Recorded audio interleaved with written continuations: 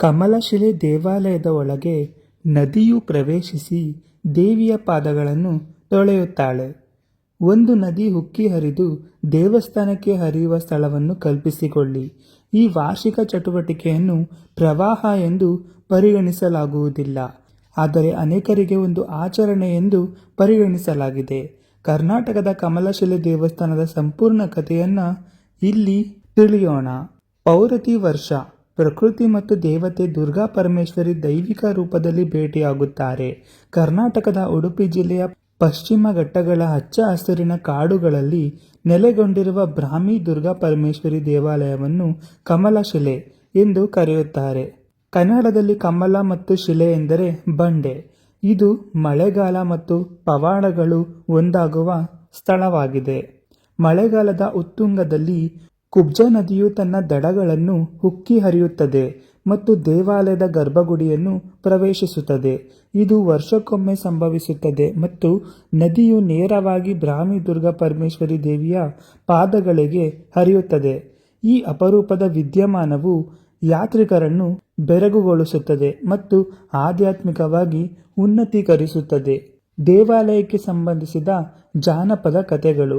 ಜನಪ್ರಿಯ ಜಾನಪದ ಕಥೆಯ ಪ್ರಕಾರ ಈ ನದಿಯನ್ನು ಪಿಂಗಾಳ ಎಂದು ಕರೆಯಲಾಗುತ್ತದೆ.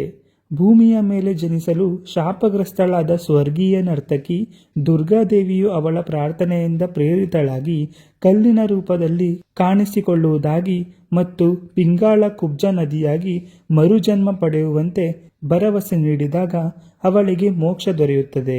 ಮಳೆಗಾಲದಲ್ಲಿ ನದಿಯು ಉಕ್ಕಿ ಹರಿಯುವಾಗ ಮತ್ತು ಅದು ಗರ್ಭಗುಡಿಯನ್ನು ಪ್ರವೇಶಿಸಿದಾಗ ಈ ಆಚರಣೆಯನ್ನು ಪ್ರವಾಹವೆಂದು ಪರಿಗಣಿಸುವುದಿಲ್ಲ, ಆದರೆ ಪುನರ್ಮಿಲನದ ಆಚರಣೆ ಎಂದು ಪರಿಗಣಿಸಲಾಗುತ್ತದೆ. ಪ್ರತಿ ವರ್ಷ ಪ್ರಪಂಚದಾದ್ಯಂತ ಭಕ್ತರು ನದಿಯ ಉಕ್ಕಿ ಹರಿಯುವವರೆಗೆ ಮತ್ತು ಮುಖ್ಯ ದ್ವಾರದ ಮೂಲಕ ಹರಿಯುವವರೆಗೆ ಕಾಯುತ್ತಾರೆ. ಈ ಪವಿತ್ರ ನೀರಿನಲ್ಲಿ ಸ್ನಾನ ಮಾಡುವುದರಿಂದ ಜೀವಮಾನದ ಕಾಯಿಲೆಗಳು ಗುಣವಾಗುತ್ತದೆ. ದೇವಾಲಯದ ಸಂಪ್ರದಾಯ ಮತ್ತು ಚಿಕಿತ್ಸೆ. ಕಮಲಶಿಲೆ ಎಂದರೆ ದೇವಾಲಯಕ್ಕೆ ಪ್ರವೇಶಿಸುವ ನದಿ ಮಾತ್ರವಲ್ಲ, ಅದರ ಆಧ್ಯಾತ್ಮಿಕ ಭಾವನೆ ಎಲ್ಲ ಋತುಗಳಲ್ಲಿಯೂ ಇರುತ್ತದೆ. ದರ್ಶನದ ನಂತರ ಬಡಿಸುವ ಪ್ರಸಾದಗಳು ಅವುಗಳ ಸುವಾಸನೆಗೆ ಮಾತ್ರವಲ್ಲದೆ ಅವುಗಳನ್ನು ತಯಾರಿಸುವ ಮತ್ತು ಹಂಚಿಕೊಳ್ಳುವ ಭಕ್ತಿಗೂ ಹೆಸರುವಾಸಿಯಾಗಿದೆ. ಈ ಸ್ಥಳವು ಒಂದು ಹಬ್ಬಕ್ಕಿಂತ ಕಡಿಮೆಯಿಲ್ಲ ಮತ್ತು ಪ್ರತಿದಿನ ಅದೇ ಭಕ್ತಿಯಿಂದ ನೀಡಲಾಗುತ್ತದೆ. ದೇವಾಲಯವು ಪ್ರತಿ ರಾತ್ರಿ ವಿಶೇಷ ಸಲಾಂ ಪೂಜೆಯನ್ನು ಸಹ ನಡೆಯುತ್ತದೆ. ಇದನ್ನು ಟಿಪ್ಪು ಸುಲ್ತಾನ್ ಮತ್ತು ಹೈದರ್ ಅಲಿ ಅವರಿಗೆ ಗೌರವವಾಗಿ ಗುರುತಿಸಲಾಗಿದೆ. ಅವರು ಈ ಪವಿತ್ರ ಸ್ಥಳವನ್ನು ಗೌರವಿಸಿದ ಮತ್ತು ರಕ್ಷಿಸಿದ ಹಿಂದಿನ ಆಡಳಿತಗಾರರು. ಈ ಅಂತರ್ಧರ್ಮೀಯತೆಯ ಸನ್ನೆಯು ದೇವಾಲಯದ ಕಥೆಯನ್ನು ಶ್ರೀಮಂತಗೊಳಿಸುವ ಹಲವು ಪದರಗಳಲ್ಲಿ ಒಂದಾಗಿದೆ. ಕಮಲಶಿಲೆ ದೇವಸ್ಥಾನಕ್ಕೆ ಭೇಟಿ ನೀಡಲು ನೀವು ಉತ್ತಮ ಸಮಯವನ್ನು ಹುಡುಕುತ್ತಿದ್ದೀರಾ? ನವರಾತ್ರಿ ಸೂಕ್ತ ಸಮಯ. ದೇವಾಲಯವು 10 ದಿನಗಳ ಆಚರಣೆಯನ್ನು ನೀಡುತ್ತದೆ.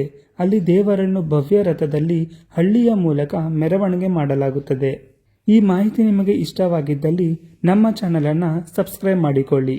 ಧನ್ಯವಾದಗಳು.